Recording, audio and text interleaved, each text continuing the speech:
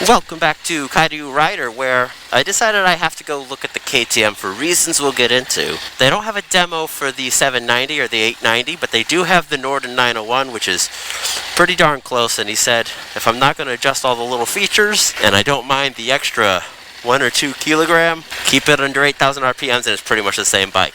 Let's go for a quick ride and see if it is the bee's knees. I went to Honda, as you should know by now, and took the Transalp for 24 hours. I had to pay for that. That's Honda's thing, but I got 24 hours. Here we have 30 minutes and we're keeping it in town. Let's see if KTMs are actually worth it.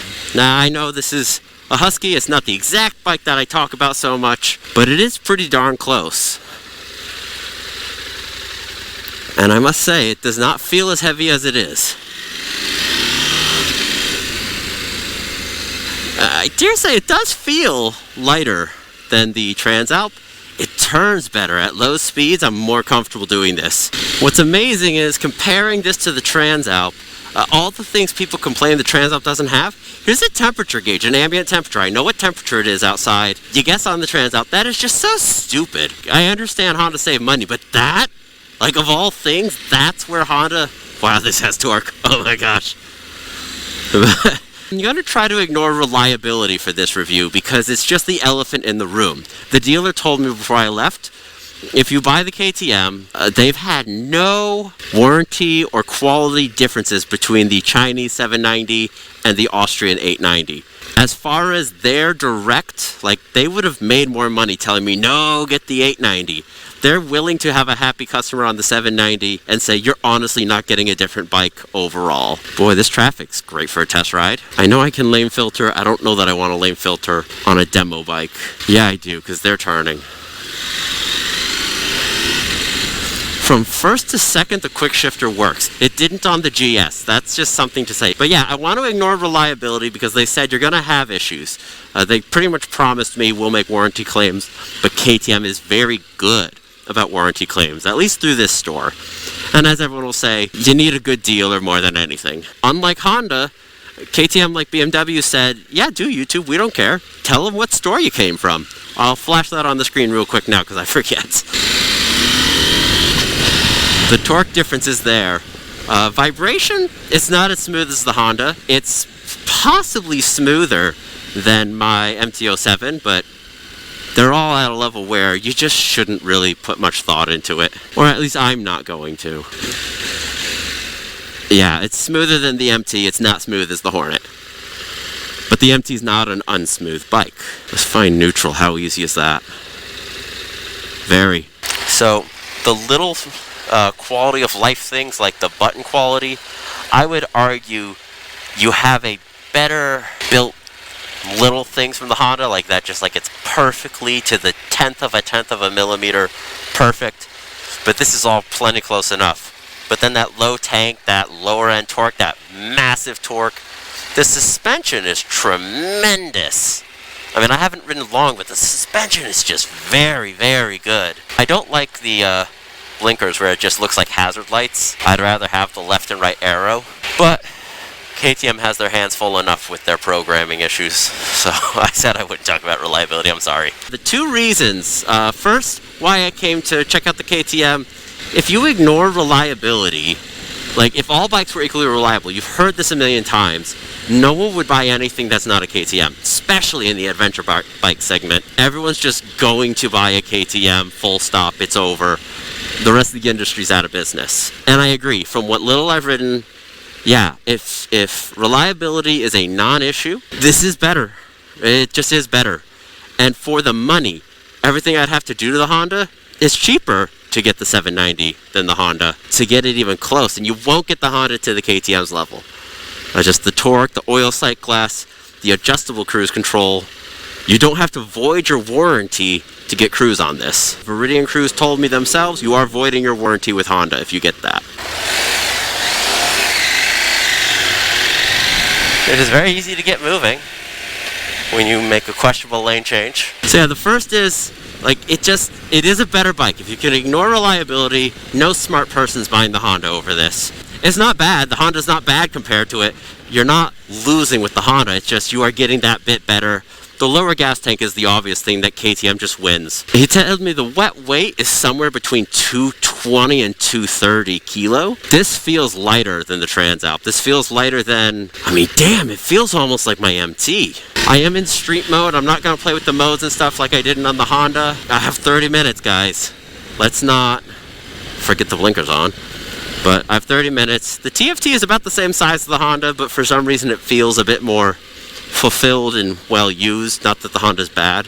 The other reason I'm here is because I have 8 people off the top of my head that I ride with who have KTMs, including a few close friends. One of them had a water pump issue that he fixed for less than $3. The rest have had no issues. And some of these guys have over 40,000 kilometers. So I do about 10,000 a year. So I'm 4 years away from my first problem, if it even comes at all. Now granted, it might. And then I looked, a lot of people who are having reliability issues, the loudest, angriest voice gets to the top. Welcome to social media if you haven't heard. But if you were to look further at owners, nobody complains about a good experience. Nobody shares this, I had a great time, and nothing dramatic to share. There's no drama in a good day. So if you really start digging through the pages, actually most people are having a great time. And when you talk to the people that have had the issues, they say it's still the best bike because the fun factor, the quality, this torque, it's smooth, it's extremely fuel efficient. I've talked to some people that have owned both the Transalp and the 790 for a couple months. They are getting pretty much the same fuel economy, but with more fuel and more power on the KTM. The friends I have with the KTM have had a full stop, trouble-free existence other than one slightly leaky water pump. No one I know that's bought a KTM in the last 2 years has had any oil leakage. And again, from what I've heard, the warranty claims are taken quite seriously. Since there are several KTM dealers around the Tokyo area, they told me they can get warranty parts from Austria in a week, and then they'll call me to come in the next day for a warranty claim. They tend to turn over customers very quickly, they said. Ooh, a metal skid plate. When you look at the things you need to put on the Honda to get it close to the KTM level, ignoring that you've already voided the warranty, you are just investing so much extra in the aftermarket. Whereas this, spark busters, full-size skid plate, less breakable mirrors, whatever they're called, that's really it. Everything else is truly optional.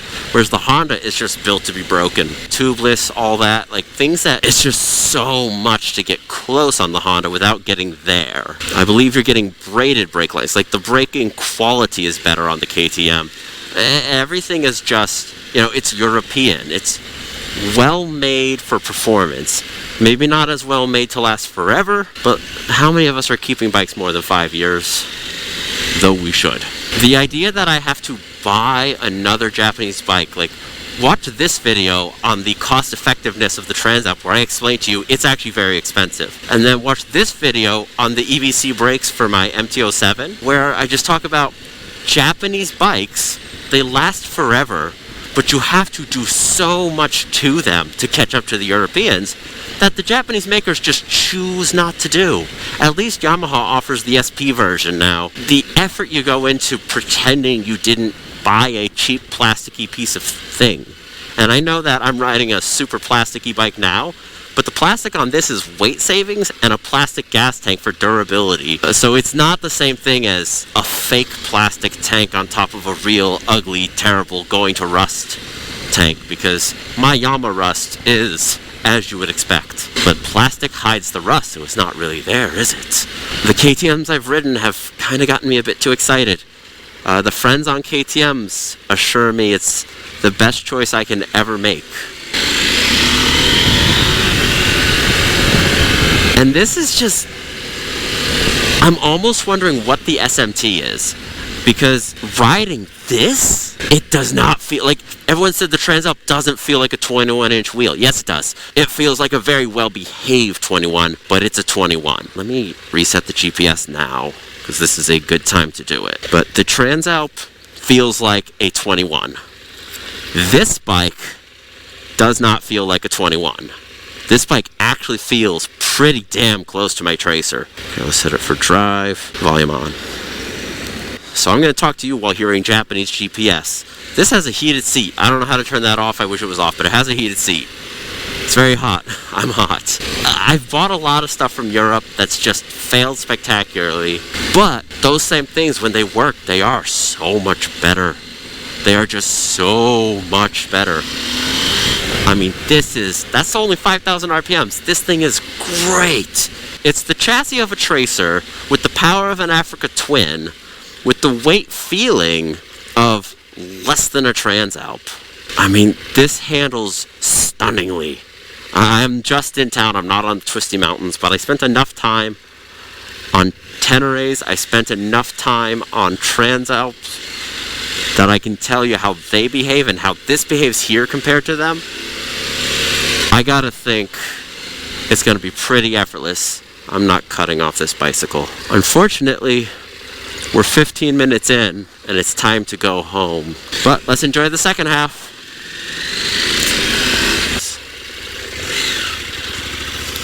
What a nice cement driver. At that angle, I kind of felt the 21, but it really didn't feel much. It's a very forgiving feeling. It's the low weight. It really is just the low weight. Why no one's copying this tank but Yamaha's World Raid, not sold in Japan, I don't know, but this is just better. If I can get on my political soapbox, everyone in the world lives in a democracy when it comes to buying things. You vote for Honda by giving them your money. You vote for KTM by giving them your money.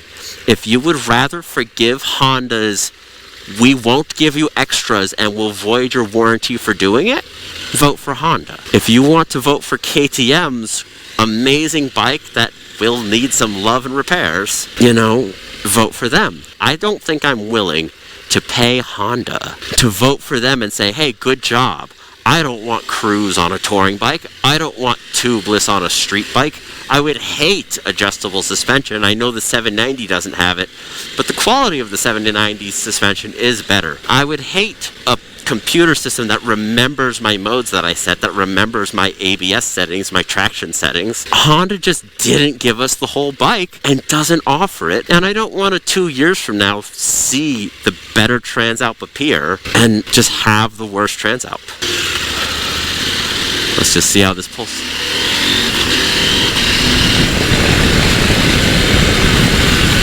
Oof, this thing rolls. This doesn't have much engine braking, and I've heard that complaint, but that's fine. I like that. Yamaha kills you with its engine braking.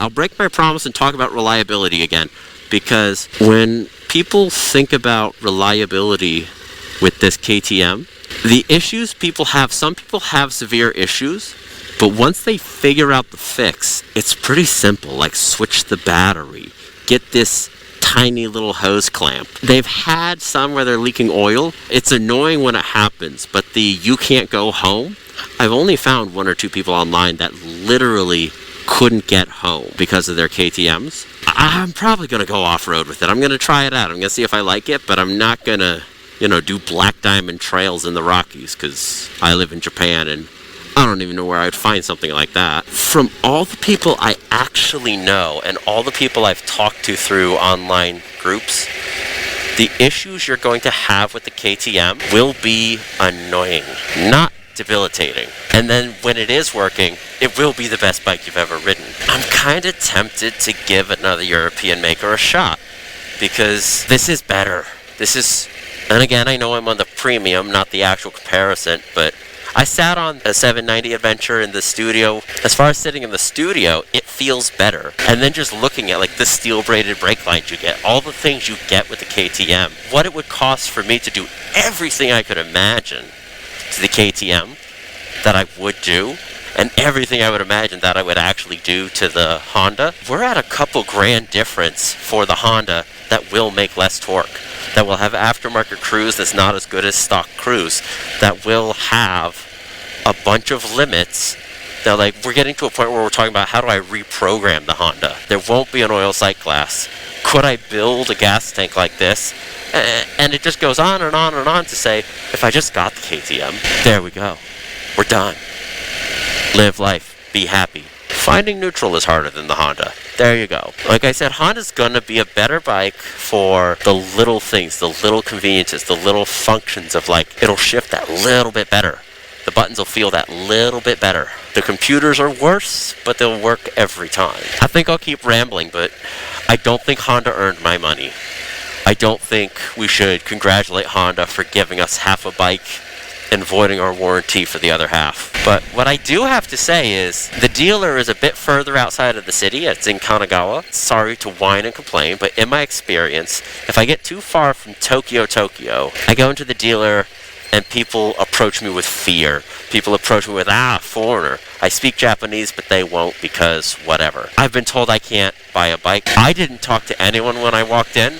They all said, hello, thank you for coming, how are you? Then they walked over, we talked for half an hour, and then he just offered me a free test ride. This is a great bike, but the dealer is also great. And I looked, this one has 4.5 stars. They deserve 5 stars. The dealer themselves was wonderful. The salesperson I worked with was wonderful. 100% positive on the dealer. It's a great dealer. KTM Kawasaki Chuo. If you want a KTM and you live in Kanto, this is a great dealer to check out. They don't know I'm saying this, and I'm that car today. Look at me. I look like I should be on this bike. The bike is tremendous.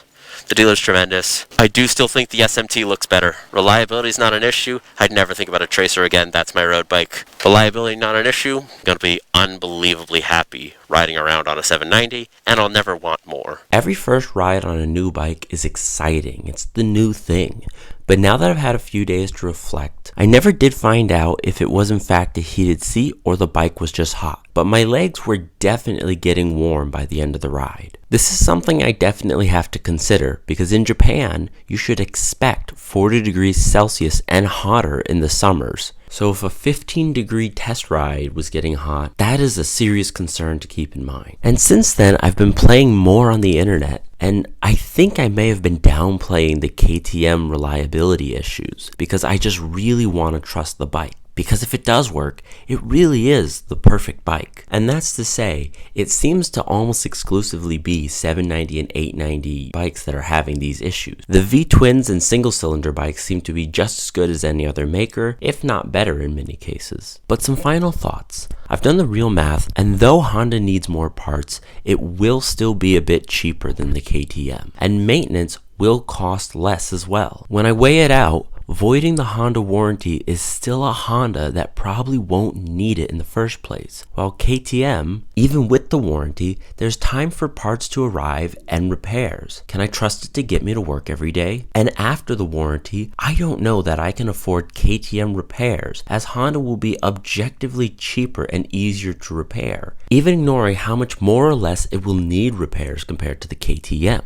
That's all to say, I'm not forgiving the Honda for intentionally making the Transalp worse. Honda, if you're watching, you didn't make me buy an Africa Twin. At best, you sent my money to the aftermarket, and at worst, you sold a KTM. But this still isn't me picking Honda or KTM. This is me looking at the gamble in front of me. Do I want to risk more time and money waiting on parts and wrenching on the KTM that might not get me to work? Or do I want to know that the Honda start button always starts and spend my time and money playing with my daughter instead? After all, I've already sold 2 bikes for her and don't think I can afford to do it again next year. But for you, the viewer, if this video and my video coming out next week feel contradictory, just go to this video and start at this time. Till next time, we'll see what I'm on. This has been Kaidu Rider.